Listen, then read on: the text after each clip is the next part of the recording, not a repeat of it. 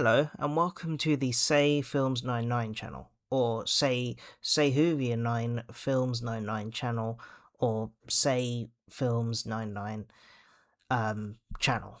Well, one of those two things. Hopefully I can get rid of the Say Hoovian 99 bit, because that bit is old news. But anyway, welcome to this channel.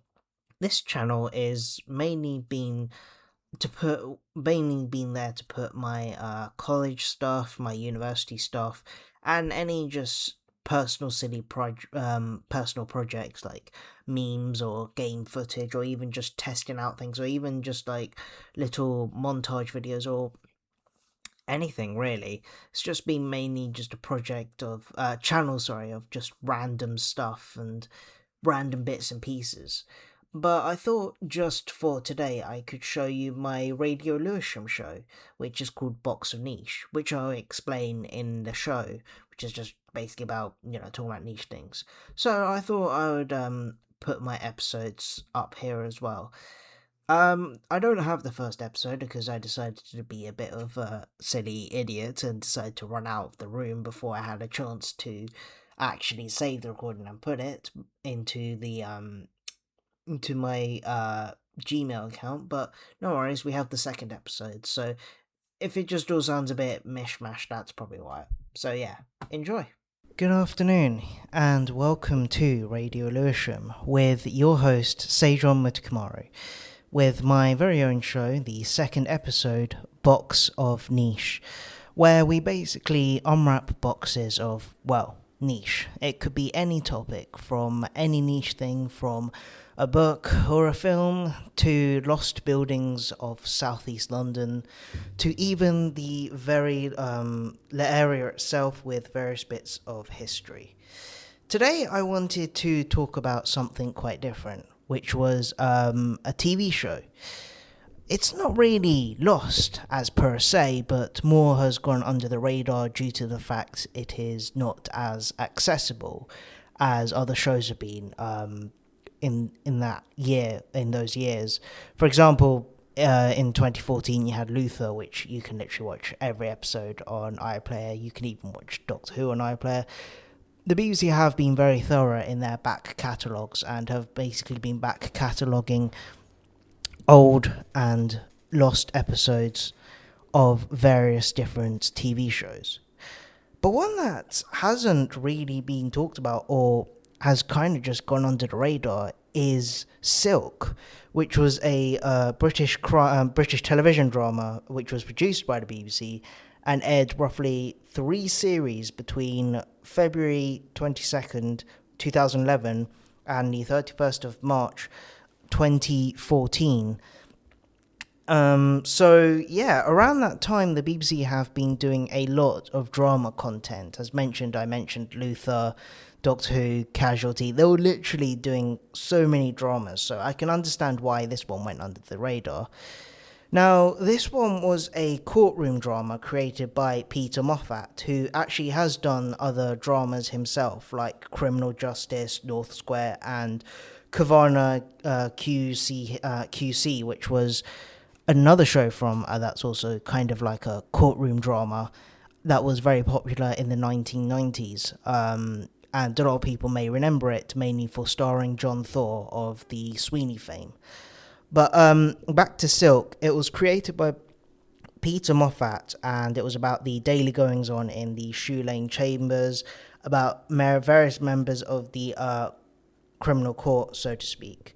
And Moffat stated in an interview that he wanted Silk to be a show full of politics and intrigue, and he had experience on being on the bar, and he wanted it to feel like Life in the Chambers had all those components with big stories, courtroom drama, but he also wanted to make it be about the barristers and their life in the chamber as about their trials, which I find quite interesting, because when it comes to crime dramas, when we talk about the personal lives of the character, it's always a detective character for the most part. Or even just like forensic scientists, most recently in Silent Witness, as a most recent example, which had an episode, I think, about last week, which centered around its one of its central characters, Jack, so I can see where Peter Moffat was coming from. It was commissioned in 2011 by then BBC controller Ben Stevenson, and it started filming in July in 2010. And Peter Moffat also went on to say that he wanted it to tell it really is, the extreme pressure, the high choices, the ethical dilemma, the overlap between professional and personal, and the principles sacrificed, and the Machiavellian and the drinking and the whole story. And the bar basically is the richest drama territory. Now, the drama title itself is a colloquial reference to someone who has attained the King Council status, QC or KC, depending on the reigning monarch, and is basically the entities of a person to wear a certain gown in court, which is usually made of silk. Now, it followed basically a few different characters, such as Martha Costello, played by Maxine Peake, We also have her rival, Clive Reader, by Ruth Penny Jones. We also have other people like Billy Lamb, played by Neil Stuck, and even Miranda Raisin, who joined later on in Series 3. And it ended with 3 series because he wanted to end it on a higher point. He basically said, Penny Jones, commented that it's a courtroom drama, so it could go on, and there is an echelon of stuff we could go on about. But it'd be interesting to see what people make of this series because of the way we left it. We, as a cast, aren't sure whether it's been written as this is it, or whether it's got more to come, because it feels like everything gets blasted in different directions at the end of the series. So maybe the writer has thrown a grenade in it and pretty much blown the show up. But it'll be very much dependent on how people react to it.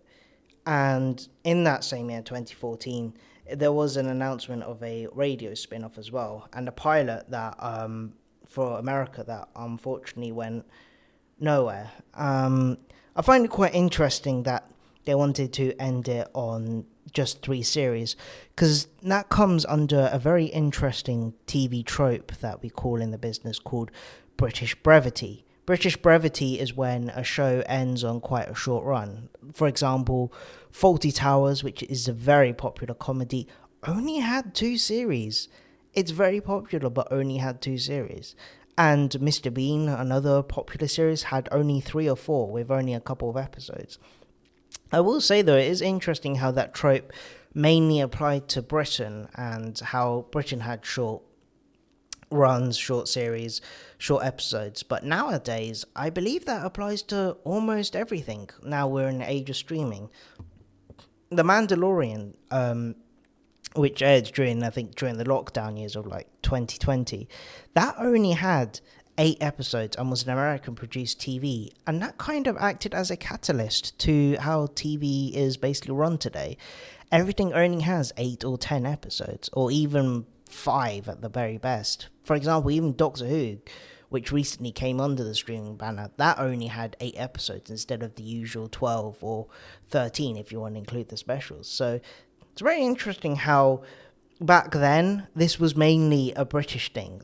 As I said, Silk ended in the 3rd series, and there are other shows around that time that definitely ended on a 3rd or 4th series, and they were always mainly British. So it's very interesting now looking back how it's just kind of become a standard, so to speak, on international things. I think even now, looking at these words, that even other people are seeing that maybe it's a good time to end things. Now, in terms of the reception it received throughout its run, a barrister, Sarah Palin, praised Silk in the Daily Telegraph, saying the opening episode did a good job of capturing the relentless pressure of the criminal bar, and that the competition for Silk, while a useful plot device, also accurately reflects fiercely on the competitive nature of the bar, but also added the characters are a little more youthful than their real-life counterparts, and that the storyline in which one of the pupil barristers shoplifts his wig and gown struck as an absurd note. And the Telegraph reviewer, James Walton, compared it to Moffat's previous production, North Square, as more viewer-friendly, and the characters are far easier to divide in heroes and villains. But he concluded that the first episode was a perfectly okay hour of television, marred by the fact that we have come to expect a bit more from Moffat. Alex Aridge of The Guardian, on the other hand, called the series underwhelming and stated that it implied that cocaine use was rife amongst criminal barristers. And also writing in The Guardian, Lucy Mangan also implied that the series was predictable and called it a rare misfire by Peter Moffat. And aggravated by the character Peak and her usual overflowing talents seemed to be damaged rather than encouraged to irrigate on the bloodyless role. So very mixed reception amongst critics, but what can you really expect? Critics are not really speaking for the people. They like to think they're speaking for the people, but they're not. I know Silk is like a very popular program. It has been talked about and mentioned, so to speak, so I don't know. We'll see. But in terms of viewership, the show averaged about 5.8 million viewers back in the day in its first series, and then the second series averaged about 5.74 million, and then the third series averaged 5.37 million viewers. By today's standards, that wouldn't be so bad if it aired today, because that's sadly what we kind of expect from television. But back then, that doesn't seem honestly that bad. Obviously, in those days, television ratings would have been a lot higher, up to 10, up to probably 12 or 13 million viewers. But other than that, it's not that bad. And coming back to Maxine Peake, when she studied for the role of Martha Costello, she actually went to a Manchester Crown Court as a casual observer to gain insight into the general courtroom procedures and activities of the court. But yeah, I've watched it myself, and it is really good television. It's just mainly a typical courtroom drama with, as mentioned, the personal lives of the characters and the stories revolving that basis. It's very interesting how courtroom dramas aren't really much of a staple nowadays, I would say. I did hear recently of whisperings that, that woman's name from Wizard of Oz has eluded me, but she's currently, Cynthia, that's it, her first name is Cynthia, but yeah, Cynthia's doing a courtroom drama film. Apparently she was filming in London, but details are sketchy at best, and I think that that's what triggered me to look back at this drama, because I remembered this drama, Silk, and I was like, this sounds really familiar, and I looked at it, and it does sound familiar to what they're currently doing. But yeah, as mentioned, this TV show is very hard to find. It's not on BBC iPlayer. It's not available anywhere unless you're doing pirating sites. The only way you can really get it is via the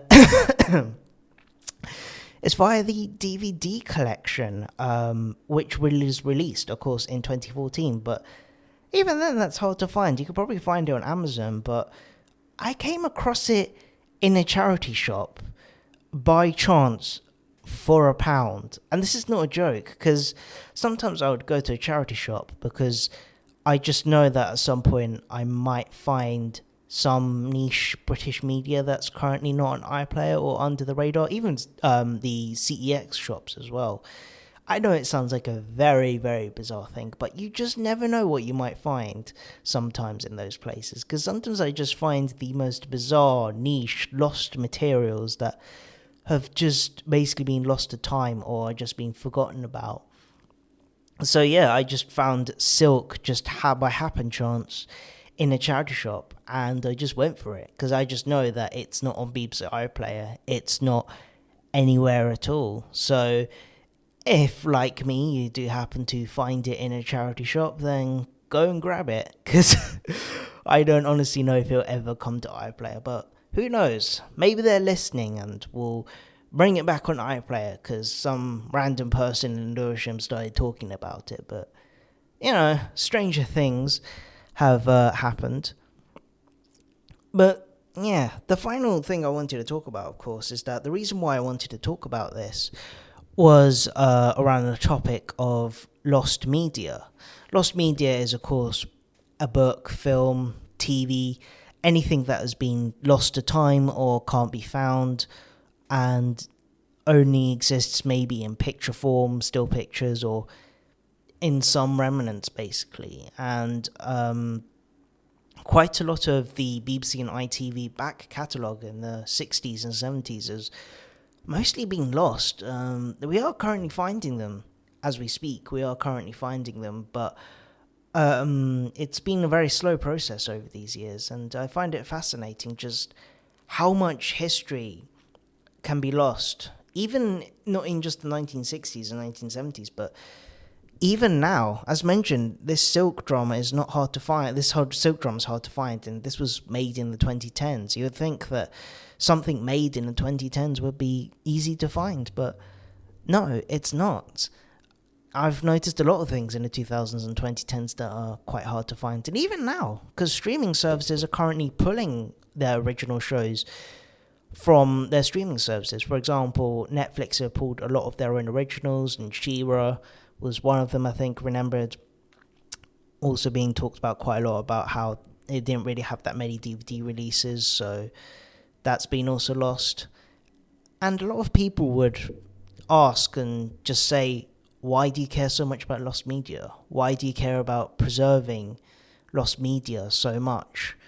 And I say, because it's history regardless. You never know what kind of history that might have. It might have shown a building in a background that's no longer with us. A actor or actress's last moments on screen, and it's been lost to time, so to speak. Like, for example, the most notable example I can think of from the top of my head is Patrick Troughton as the Second Doctor in Doctor Who. His first story, has been completely lost to time, so we just don't know what his first story was like, aside from an animation recreation. But yeah, lost media is important, as mentioned, because of those things. Actors and actresses' lost moments, or a building, or even just the history of the story, or when it was made, or the year it was made, Because I've noticed that in the 2000s and the 2010s, these dramas tend to be quite gritty and at times a little dark and a little grim. And I think that kind of reflected the times it was made in, because the 2000s and 2010s were not that great, so to speak, in the UK from time to time. But yeah, really, lost media, I feel, of all forms, is important. Even, I'd say, lost photos, I would say, that come under that banner. I currently have a lot of family albums at home, and we have a lot of family photos, and I feel it's very important to keep those, because it's kind of capturing a moment, that one moment in time, where everything just kind of stays still and you're just capturing that one moment. For example, it could be a family dinner time in the 1970s, where families having dinner, and you never know, one of those family members might no longer be with us today, and that's kind of what that family only has as a memory of their dearly departed, so to speak. So yeah, don't underestimate the power and the importance of lost media. I feel more than ever it is really important to preserve history in this way. I mean, look at what's happening in America right now. They're pulling down bits and pieces of historic plaques in museums. They're pulling down bits of history from websites, deleting them. Bits and pieces of history that have been there for ages just vanished in a second. Nothing is there anymore. So that's also another important part of lost media. You just never ever know when something is just going to disappear and you're just never going to see it again. So I would like to conclude with this to say, take care of yourself and think back on happy memories, because keeping those happy memories is what helps keep hope and happiness and health and all those good things alive, especially in these times where it just feels bleaker and darker and the world is just about to close in on itself and it's just becoming a noise of violence and hatred and toxicity. And also, more importantly, of course, preserve lost media, because you just never know when it's going to become important, when it's going to become a key part of history, or if it can help someone, or if it can just give a family one last chance to look at someone in the form of a video one last time. You just never ever know the importance of lost media. So seek out lost media if you can. Go on websites. There are plenty of forums. There's wikis. There's tons and tons and tons of information on lost media. And who knows? You might have a dusty film can in the attic somewhere that's probably a lost TV show or something like that. Or maybe a book that's currently hard to find. Or even just something more personal, like lost family photos that should probably be digitized and preserved to remember those moments whenever things feel bleaker. I've been a long-time advocate of lost media. I've been trying my best to preserve lost media so much, to the point where I literally have so many DVDs and CDs in my bookshelves. People can just laugh and, just question me and just say, why do you have all these DVDs? And I'm just like, you never know. That TV show might be hard to find, or that TV show can just be literally impossible to find, and I just have a DVD copy. I mean, literally people on YouTube be uploading lost pieces of media from time to time. Literally somebody found a lost media from a TV show that has been gone for ages, and it just suddenly came up because that bit of lost media was banned in its entirety. So finding it again was really important to question why it was banned, and maybe if the ban was too harsh, And that's another important thing I would say. Censorship of lost media, because it is very easy for media to be censored or to overreact sometimes and just ban it outright. So that's also another reason why I would say keeping media is important, because censorship changes over times, and maybe looking back, that censorship was maybe out of order, a bit overreaction, so to speak.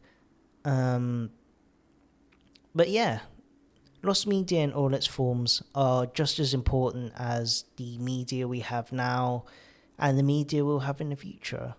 And it can be in any form. Like I said, a book, a photo, a film. You never know what you just might find. And that's what keeps the world going. And that's what keeps me going. And that's what I find fascinating. Every day is like an adventure, because you just never know what's going to happen. You never know what you're going to find. You just never know what is going to go on in the world every single day. And that kind of excitement, curiosity just keeps me going, especially in these times where the world just feels bleak.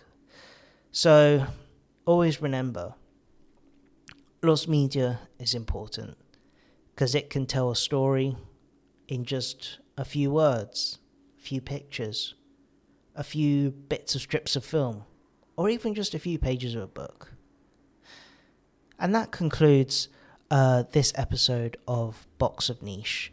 As we tape up the box and throw it back in the attic, I do hope you can join me next month, as I will have another niche topic to open your mind, ears, and your mind. With that in mind, I do hope you can join me next time. Stay safe, take care, and be kind. Be kind to yourself, be kind to others, and make sure you're well, and enjoy yourself. And more importantly, just remember, life can always be an adventure. Thank you, and good night.